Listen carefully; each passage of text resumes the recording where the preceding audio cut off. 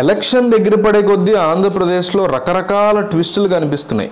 ఇన్నాళ్ళు దస్తగిరి అంటే అతన్ని నెత్తిన పెట్టుకుంది తెలుగుదేశం పార్టీకి సంబంధించినటువంటి మీడియా. తెలుగుదేశం మీడియాలో అనేక సార్లు మాట్లాడిన సందర్భంలో కూడా దస్తగిరి కంప్లీట్గా జగన్మోహన్ రెడ్డిని టార్గెట్ చేస్తూ మాట్లాడినటువంటి పరిస్థితి చూసాం. అంతేకాకుండా ప్రెస్ మీట్లు పెట్టి మరి జగన్మోహన్ రెడ్డి తనతో బేరాలకి పంపించారని, తనని ఇబ్బంది పెట్టే ప్రయత్నాలు చేశారని, తన కుటుంబాన్ని చంపేస్తామంటూ కూడా బెదిరించారని, ఇట్లా రకరకాల వ్యాఖ్యలు మాటలు చేసిన దస్తగిరి ఈరోజు ఒక డిఫరెంట్ అప్రోచ్తో కనిపిస్తున్నాడు. పైగా ఇతను పులివెందులలో జగన్ మీద పోటీకి కూడా సిద్ధమవుతున్న ఈ పరిస్థితుల్లో, జగన్ మీద ఎమ్మెల్యేగా నేను గెలుస్తాను జై భీమ్ పార్టీ తరఫున, జడా శ్రవణ్ పెట్టినటువంటి జై భీమ్ పార్టీ తరఫున అని చెప్తూ కూడా ఆయన ఒక రివర్స్ మరి గేమ్, ఇది తెలుగుదేశం పార్టీ ఆడిస్తున్నటువంటి డ్రామానా, లేదా నిజంగానే ఆయన జగన్కి ఫర్గా వీడందరికీ వ్యతిరేకంగా మారాడా, లేదా నిజాయితీగా అతనికి వేసి పెట్టాడు అనేది discussion. Election commission of India దగ్గరికి కొద్దిసేపటి క్రితం వెళ్ళినటువంటి దస్తగిరి ఒక భారీ ట్విస్ట్ ఇచ్చాడు. ఆ ట్విస్ట్ ఏంటంటే, ఆంధ్రప్రదేశ్లో ఎన్నికల కోడ్ అమల్లో ఉంది, అయినా కూడా ఈ టైంలో కూడా కొన్ని చేయకూడనటువంటి పనులు, కొన్ని మాట్లాడుకున్నటువంటి మాటలు మాట్లాడుతున్నారు అని కంప్లైంట్ ఇచ్చాడు. ఎవరి మీద? వైఎస్ షర్మిల మీద, వైఎస్ సునీత మీద. రీసెంట్గా కడప ఎంపీగా అవినాష్ రెడ్డి మీద వైఎస్ షర్మిల పోటీ చేస్తున్న సంగతి తెలిసిందే. ఆమెకి సపోర్ట్గా వైఎస్ సునీత కొన్ని రోజుల నుంచి కూడా ఆమెకి సపోర్ట్గా నిలబడుతున్నారు. కొన్ని గంటల క్రితం ఆమె షర్మిలకు సపోర్ట్గా కడప వ్యాప్తంగా క్యాంపెయిన్ చేశారు. సో ఈ క్యాంపెయిన్ ఏదైతే ఉందో, ఈ క్యాంపెయిన్లో భాగంగా వైఎస్ అవినాష్ రెడ్డి గురించి కానీ, వైఎస్ వివేకానంద రెడ్డి హత్య గురించి కానీ ఎక్కువగా ప్రస్తావిస్తూ వస్తున్నారు. హత్య రాజకీయాలు చేసే వాళ్ళకి, వాళ్ళని సపోర్ట్ చేసే వాళ్ళకి, రాజకీయాల్లో మర్డర్లు చేసే వాళ్ళకి మీరు సపోర్ట్ ఇస్తారా, మీరు వాళ్ళని గెలిపిస్తారా అంటూ ప్రజల్ని ప్రశ్నిస్తున్నారు.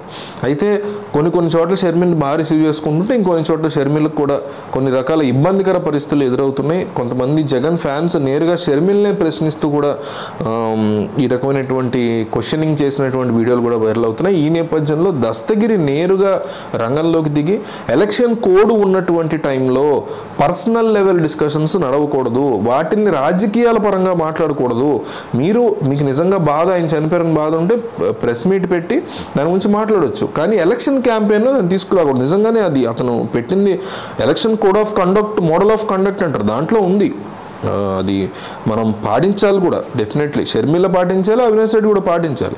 సో బట్ ఈ వివేకానంద రెడ్డి హత్య చుట్టూనే నడుస్తున్నటువంటి కడప ఎంపీ రాజకీయాలు ఏవైతే ఉన్నాయో వాటి విషయంలో షర్మిల తన సింపతిని గెయిన్ చేయడం కోసం ఈ రకమైన మాటలు మాట్లాడుతున్నారని డెఫినెట్లీ నిజం. అది కూడా అంటే ఆవిడకి బాధ లేదు, తన బాబాయ్ చనిపోయారని నేను అనట్లేదు, వివేకానంద రెడ్డి హత్య కేసులో అవినాష్ రెడ్డి యొక్క ప్రమేయం లేదని కూడా అనట్లు, ఆవిడ చెప్పే అబద్ధాలని నేను అనట్లేదు. కానీ ఆవిడ కంప్లీట్గా ఒకదానికే స్టిక్ ఆన్ అయిపోయారు. ఏంటంటే సింపతి, వైఎస్ వివేకానంద రెడ్డిని చంపేశారు, అది మా బ్రదరే చేశాడు, కానీ వాళ్ళని దాస్తున్నారు, కాపాడుతున్నారు, వాళ్ళని జగన్మోహన్ రెడ్డి కాపాడుతున్నారు, కాబట్టి వాళ్ళకి ఓటేయకండి, మాకేయండి. అంటే సింగిల్ పాయింట్ ఎజెండాగా వెళ్ళకూడదు. సరే ఎజెండాగా మీరు వెళ్తున్నారు, సింగిల్ పాయింట్ ఎజెండా, కానీ మాటికి అదే మాడతారా? కడప అనేది ఒక పెద్ద జిల్లా, ఆ జిల్లా వ్యాప్తానికి 5 లేదా 6 నియోజకవర్గాలు ఉన్నాయి కడప ఎంపీ కింద. సో ఆ నియోజకవర్గాల్లో కొన్ని లక్షల మంది జనాలు ఉన్నారు. ఒక్కో నియోజకవర్గానికి మీరు యావరేజ్గా ఒక 3 లక్షలు 2.5 లక్షలు వేసుకున్నా కూడా మీకు 5 నియోజకవర్గాల మీద 12 లక్షలు 13 లక్షల మంది తేలుతున్నారు జనాభా. వాళ్ళు కూడా మనుషులే కదా, వాళ్ళకు కూడా సమస్యలు ఉన్నాయి.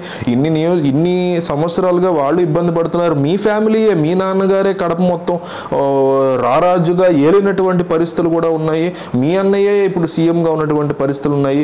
మరి మీ కజినే ఎంపీగా ఉన్నటువంటి పరిస్థితులు ఉన్నాయి. మీరు వాళ్ళ మీద సబ్జెక్టివ్ పరంగా కూడా, ప్రజలకి పాయింట్ ఆఫ్ వ్యూలో కూడా కేవలం సింపతి గెయినింగే కాకుండా ఇవి కూడా మీరు చూడాలి కదా అనేది అలాంటి వాళ్ళు అడిగేటువంటి ప్రశ్న. బట్ దస్తగిరి ఏంటంటే కొత్తగా యూటర్న్ తీసుకున్నాడు. ఇన్నాళ్ళు కూడా కంప్లీట్గా జగన్మోహన్ రెడ్డికి వ్యతిరేకంగా ఉండేటువంటి దస్తగిరి తెలుగుదేశానికి కాస్త అనుకూలంగా షర్మిల, వైఎస్ సునీతకి ముఖ్యంగా క్లోజ్గా ఉండేటువంటి సునీత భార్యకు కూడా క్లోజ్గా ఉండేటువంటి దస్తగిరి సడన్గా సునీత మీదే ఎలక్షన్ కమిషన్ ఆఫ్ ఇండియాలో కేసు పెట్టడమే కాకుండా, మీరు ఇది యాక్సెప్ట్ చేయకపోతే నేను హైకోర్టుకు కూడా వెళ్తాను, నేను పార్టీలో ఉన్నాను, ఆ పార్టీ పేరు జై భీమ్ పార్టీ, ఆ పార్టీ అధ్యక్షుడు జడా శ్రవణ్ కుమార్, ఆయన చాలా పెద్ద లాయరు, ఆయన నన్ను హైకోర్టుకు తీసుకెళ్ళి అక్కడ వాదిస్తాం మేము ఈ విషయాన్ని, ఇమ్మీడియట్గా మీరు వీళ్ళ మీద చర్యలు తీసుకోవాలి, కేవలం వీళ్ళ మీద కాకుండా తెలుగుదేశం పార్టీ పులివెందుల అభ్యర్థి అయినటువంటి ఫేమస్ బీటెక్ రవి మీద కూడా ఆయన కేసు పెట్టారు, దస్తగిరి పెట్టాడు. సో అతను కూడా మీరు కంపల్సరీ తీసుకోవాలి. అతను కూడా ఇట్లాగే మాట్లాడుతున్నాడు. వివేకానంద రెడ్డి హత్య కేసుని వీళ్ళు కంప్లీట్గా రాజకీయాలకే వాడుకుంటున్నారు, ఎలక్షన్ మోడల్ ఆఫ్ కండక్ట్లో ఆల్రెడీ ఉంది చాలా క్లియర్గా, ఇట్లాంటివన్నీ చేయకూడదని, అసలు పర్సనల్ లెవెల్ డిస్కషన్సే ఉండకూడదని ఉన్నా కూడా వీళ్ళు ఇదే చేస్తున్నారు అనేసి అతను కేసు అయితే పెట్టాడు. ఎలక్షన్ కమిషన్ ఎట్లా స్పందిస్తుందో చూడాలి. బట్ ఓవరాల్గా ఒక పండగ పూట ఒక భారీ ట్విస్ట్ అనే చెప్పుకోవాలి దీన్ని. సడన్గా దస్తగిరి ఏంట్రా స్టీరింగ్ ఇటు తిప్పాడు అని చాలామంది మాట్లాడుకుంటున్నారు. మరి దీని వెనక ఏం జరగబోతోంది, అసలు అతను అట్లా ఎందుకు ప్రవర్తించాడు అనేది మీకున్న నాలెడ్జ్లో కామెంట్ చేయండి.